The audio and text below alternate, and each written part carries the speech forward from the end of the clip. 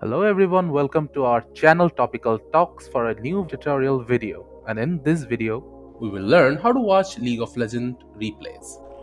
In order to watch a League of Legends replay, all you need to do is head to your profile and open up your match history. To do that, go to the top right hand side on your profile picture, then left click to view the profile. After you open up your profile, go to the match history section. From here you can see the match replays that you can download.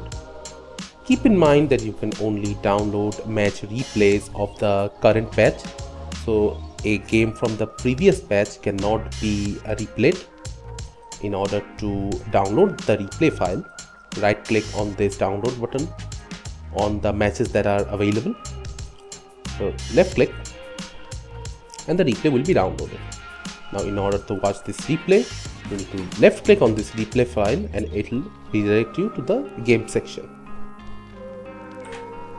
Now as you can see, here is a replay of my game of a practice tool.